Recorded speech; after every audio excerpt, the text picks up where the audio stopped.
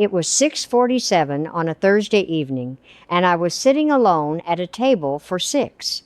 The reservation had been made 3 weeks ago. I'd called to confirm it the day before. The server kept checking on me, his eyes soft with the kind of pity that made it harder to breathe. The candles on the table were still burning. My water glass was full. The bread basket had been cleared because I'd eaten the whole thing while I waited. It wasn't the empty chairs that hurt the most. It was how quickly I'd grown used to them. My phone had been buzzing since 6 o'clock, one text after another. "Mom, I'm so sorry, something came up at work." Another one, "I completely forgot I had this thing tonight."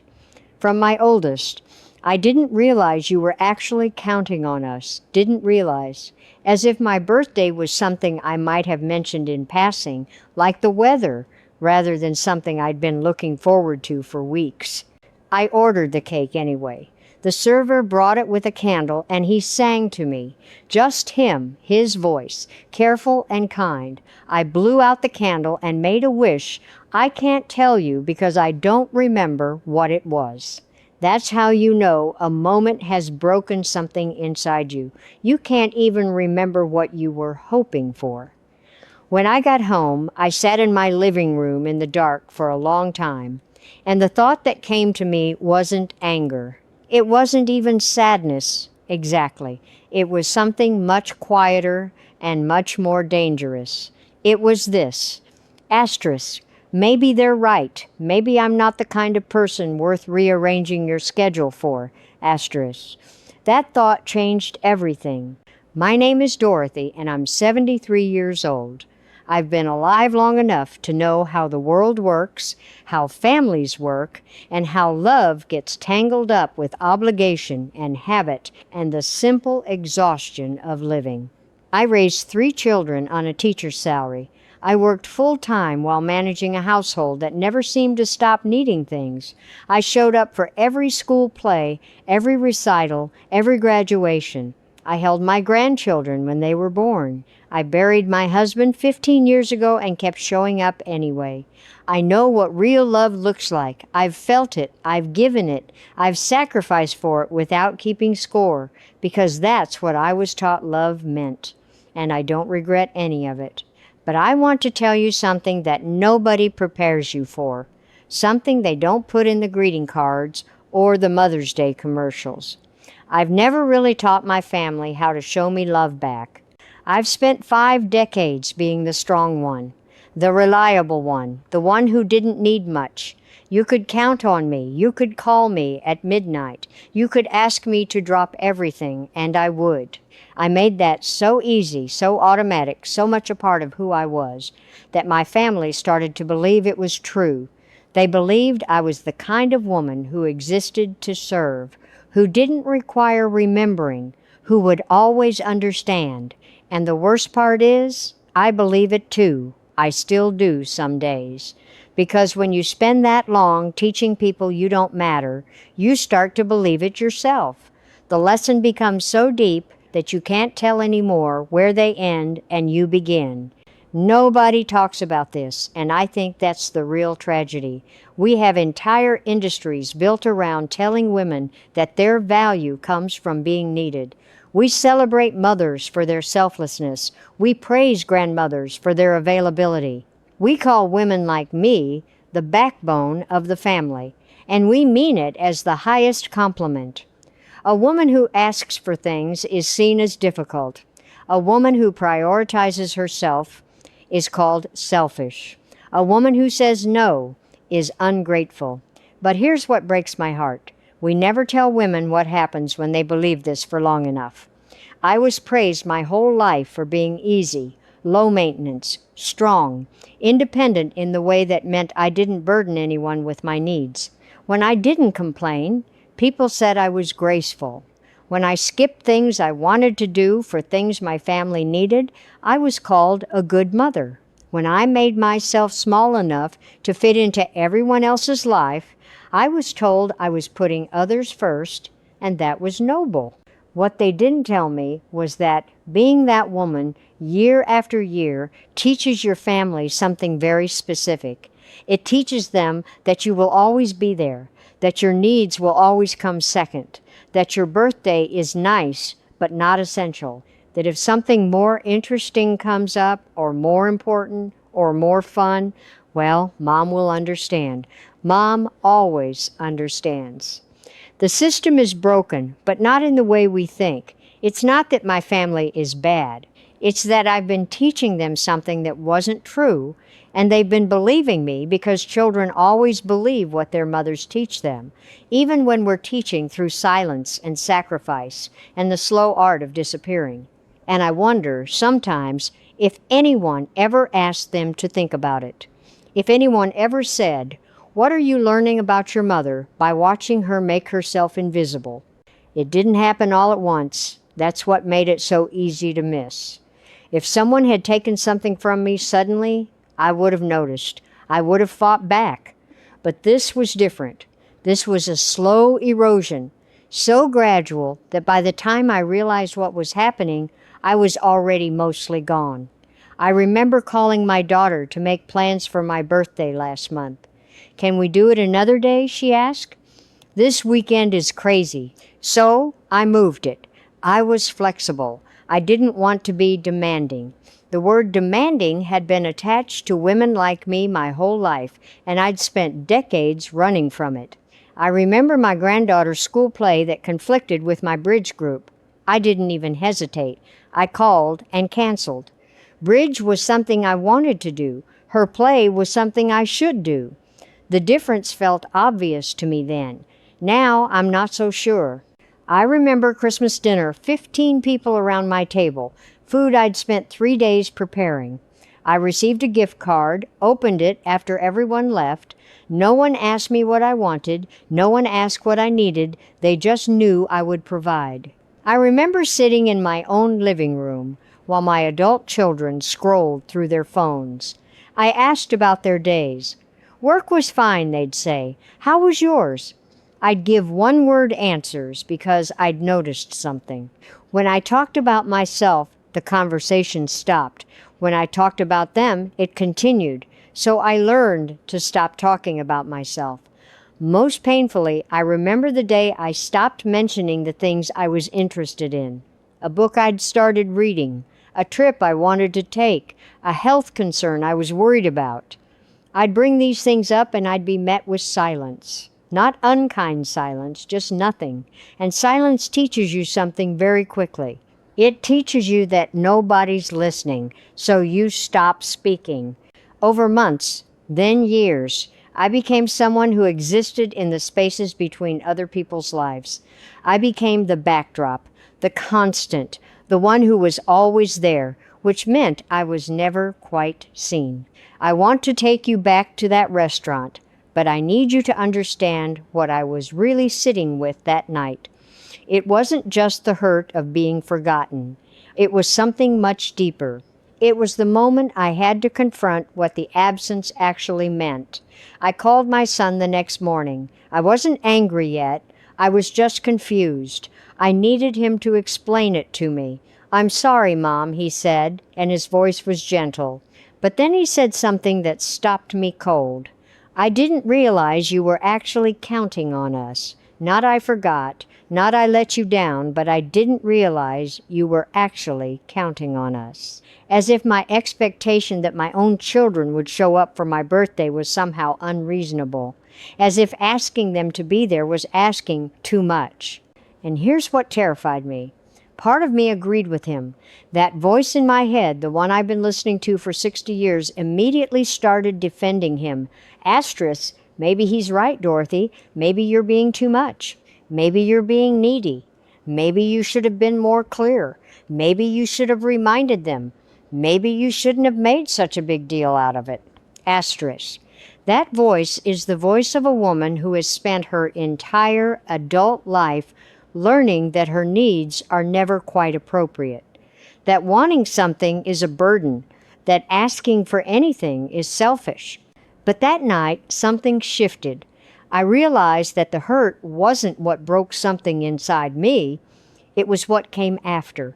It was my own willingness to accept that I deserved this, that invisibility was the natural consequence of a life spent making myself small, that my birthday didn't matter because I had taught my family over and over through every action and every sacrifice and every time I said, "That's okay," that birthdays were optional when it came to me. I sat there in the dark of my living room and I understood something terrifying.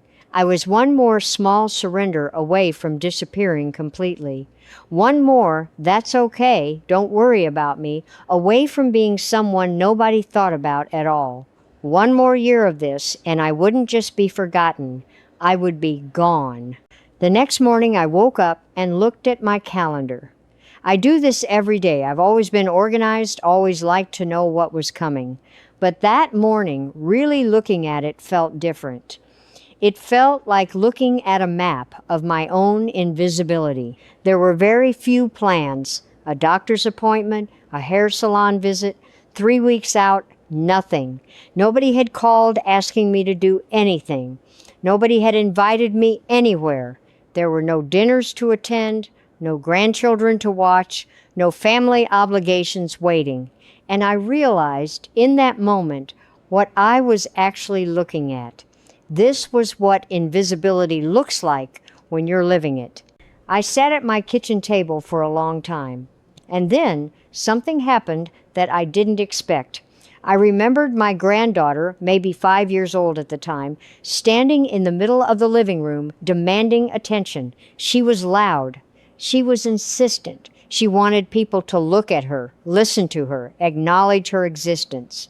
And I remember thinking in that moment how refreshing it was, how alive she was, how she understood something that most people have to learn the hard way, that your life matters because you're living it, not because someone gives you permission. And then I thought, what have I taught that little girl? I've taught her through my own example that love means shrinking, that being a good woman means being forgettable, that your own life doesn't matter as much as making sure everyone else's does. I've shown her over and over that the way to be loved is to make yourself so useful, so reliable, so easy, that people can't imagine life without you, but also can't quite remember to think about you. I couldn't change what my family had done. I couldn't go back and make them show up for my birthday. I couldn't undo 60 years of teaching them that I didn't matter. But I could change what I was willing to teach them from this moment forward. I could show them through my own choices that I exist, that I matter, that my life has value whether they're paying attention or not. And so I made a decision. It wasn't dramatic, it wasn't angry, it was quiet and firm and absolutely terrifying. I decided I was going to stop disappearing. Nobody came to my birthday dinner. And I need you to understand something about that night, because it's not the reason you think it is. The reason wasn't that my family doesn't love me. I know they do. I've never doubted that, not really. The reason wasn't that they're bad people or cruel or thoughtless. They're not. They're just regular people living their regular lives, doing the best they can with what they've been taught. The reason nobody came is that I had spent so long proving I didn't need them to come that they believed me. I taught them, through every action and every sacrifice, that I would always be fine, that I didn't require things, that my needs were secondary to theirs, that I was the kind of woman who existed to serve, not to be served. And they believed me because children believe what their parents teach them, even when that teaching comes through silence and small surrenders and the quiet art of making yourself smaller. Here's what I wish someone had told me when I was younger. There's a difference between being independent and being invisible. There's a difference between being strong and being forgotten. And the line between the two is so thin that you can cross it without even knowing you've moved. The Bible tells us to love our neighbors as ourselves. But I want you to think about what that really means. It means loving your neighbor as yourself, not more than yourself, not instead of yourself, but as equally with the same care and attention and consideration. And here's what I learned too late. If you don't love yourself enough to ask for anything, You can't really receive love from anyone else. You won't believe you deserve it. You'll assume they're obligated. You'll feel guilty for asking. You'll minimize what you need until it disappears entirely. The empty birthday table wasn't a punishment. It was a message. And the message was, asterisk, you taught me this. You showed me how to forget you. You made it easy. Asterisk. But here's the part that matters. I was the one who could stop teaching that lesson. I didn't call my family and tell them they'd hurt me. I didn't sit them down for a serious conversation about my needs. I didn't make them feel guilty or demand apologies. That's not what this is about. Instead, I did something much simpler and much more powerful. I started living my own life. 3 days after my birthday, I called the restaurant and made a new reservation. This time it was for one. I went alone, ordered what I wanted, ate slowly, and didn't check my phone once. The server asked if I was waiting for someone, and I said no, just me. There was something defiant in that, something that felt almost dangerous, like I was reclaiming something that had been taken from me. Except it hadn't been taken. I'd given it away. The next week, I called a friend I hadn't spoken to in years.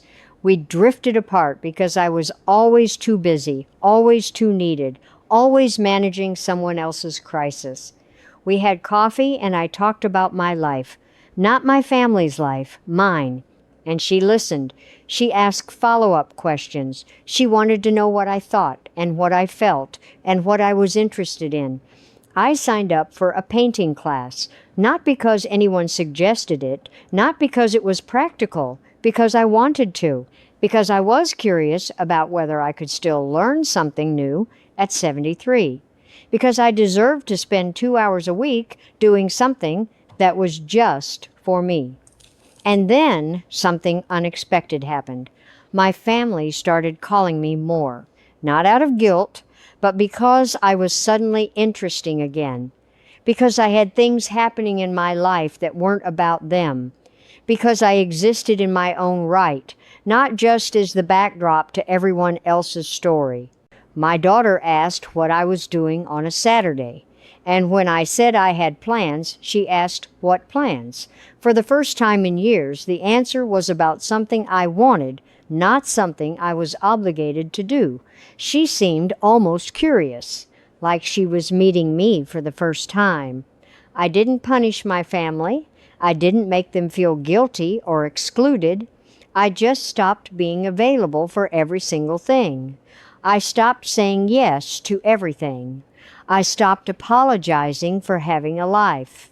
And in doing that, I gave them the gift of seeing me as a real person again, someone with interests and desires and a schedule that mattered, someone who existed. I need to be honest with you about something. This didn't fix everything. My family still sometimes forgets things. They still get busy. They still live their lives the way they always have, with their own concerns and their own priorities. We're all human. We all fail each other sometimes. But something fundamental changed. And it's not what you might think. They didn't suddenly become perfect. They didn't suddenly remember every detail of my life or check in every single day. What changed was that they stopped being able to forget times me, asterisk, because I stopped letting myself disappear. When you're living your own life, when you have things happening, when you exist as a person and not just as a function, you become real again. You become memorable, not because you're demanding attention, but because you're actually present. I can't tell you the exact moment it happened, but somewhere along the way, I stopped being the woman in the background of their lives and became someone they actually wanted to spend time with. That's not vanity. That's just what happens when you show people that your life matters. I think about God's design for us sometimes. I don't think He put us on this earth to be invisible. I don't think He created women with gifts and minds and hearts and personalities just so we could spend 60 years making ourselves smaller. I think He put us here to be seen, to be known, to matter. And when we teach people to forget us, when we make ourselves so convenient that we're easy to overlook, we're not being humble. We're rejecting the gift of our own existence. You have maybe 15, 20, 30 more years, however long God grants you. And every single day you make yourself smaller is a day you rob yourself and the people who love you of times you asterisk. Not your service, not your sacrifice. Not what you can do for them, but times you asterisk. Your thoughts, your interests, your presence, your life. Maybe nobody came to my birthday dinner because I had already left the table years before they did. But the beautiful thing, the thing that gives me hope, is that I could come back. I could reclaim my seat. I could decide that my existence mattered enough to take seriously. And so can you. Some of you are listening to this, and I can feel the resistance. I can feel you thinking about all the reasons why this won't work for you. Your family needs you. You're supposed to be the strong one. You're supposed to be available. This feels selfish. I'm going to tell you something I had to learn the hard way, and I want you to really hear this. Your family will be fine if you're not available for everything. In fact, they might be better, because you'll finally have something of yourself to give them other than obligation. You'll have a real life. You'll have interests and energy and presence. You'll stop being a function and start being a person. And that's actually a gift to them, even if they don't realize it yet. I know what you're thinking about the spiritual side of this too. You've been taught your whole life that sacrifice is noble, that putting others first is what God wants from you, that asking for anything is selfish. But I want to gently challenge that because I think we've gotten it wrong. Taking care of yourself is not selfish. It's stewardship. God gave you this life, this time, this body, this mind. He didn't give it to you so you could disappear while you're still alive. He gave it to you so you could live it, so you could experience it, so you could matter. Start small if you need to. Say no to one thing this week. Do one thing times you times want to do. Talk about something that matters to you that has nothing to do with anyone else's life. Show up for yourself, even if it's just for an hour, even if it's just a walk around the block alone. You might worry that people will be upset. Some might be at first. They've gotten used to you being invisible. They've learned to expect you to be available. When you suddenly aren't, it disrupts their world. But here's what I discovered. The people who truly love you, want you to exist. They want you to have a life. They want you to matter. And if they don't, if they get angry that you're suddenly visible, that tells you something important about the relationship.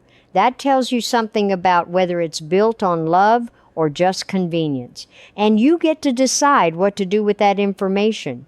You're not being selfish by remembering that you exist. You're being brave.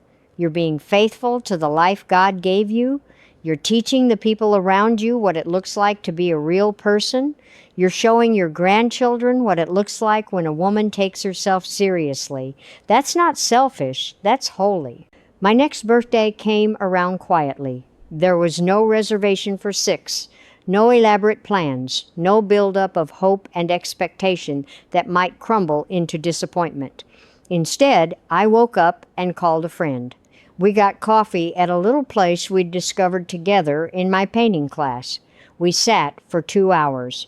I talked about something I'd been thinking about, a painting I wanted to try, a book that had changed how I saw things, a fear I'd been working through. And she listened. She asked questions. She treated my thoughts and my feelings like they mattered. Later that afternoon, my granddaughter texted, not because it was her obligation, just because she was curious. "What are you doing today, Grandma?" And we made plans, not because it was a duty, but because she wanted to see me, because I'd become interesting again, because I existed in her world as a real person, not just as someone who was always available. I received fewer calls than I once might have expected. But the calls I got felt different. They weren't guilt calls. They weren't obligatory. They were real calls from real people who wanted to talk to me, and that mattered so much more than a table full of people who'd forgotten. I spent that evening alone, which used to feel like loneliness, but now felt like peace. I looked at a photo from that empty restaurant, the one from my birthday dinner that nobody came to. I don't feel shame looking at it anymore. I feel something closer to compassion. Compassion for the woman I was, the woman who had learned to disappear so thoroughly that forgetting her seemed inevitable. That woman did the best she could with what she knew.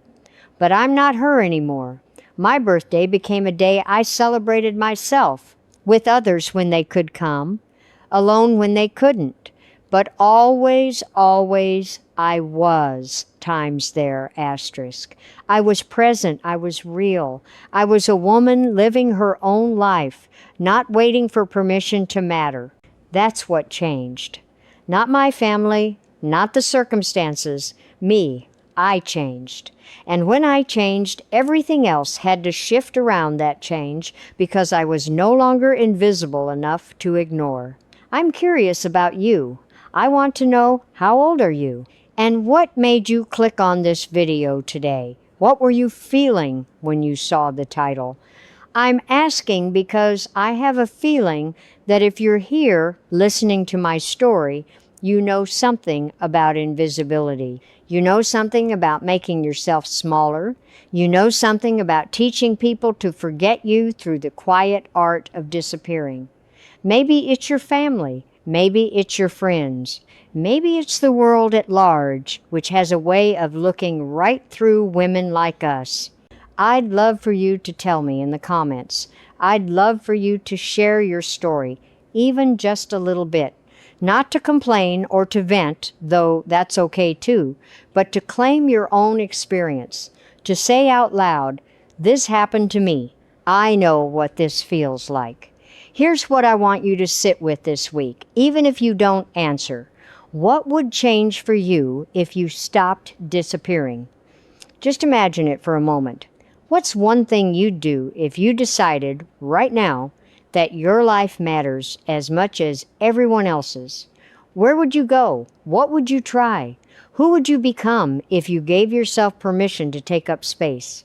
You don't have to answer that question out loud, but I think the question itself is worth sitting with, because somewhere inside you, there's a woman who still wants to be seen. She's been waiting a long time, she's been patient, she's been good, and she's been waiting for permission. So here it is. I'm giving it to you now. Asterisk, permission granted. Asterisk. Thank you for being here. Thank you for listening to my story. And thank you for existing loudly, proudly, and unapologetically. That's what the world needs from you now. Not your invisibility, not your sacrifice, not your convenience, your life, your presence, your voice. You matter. And it's time you knew it.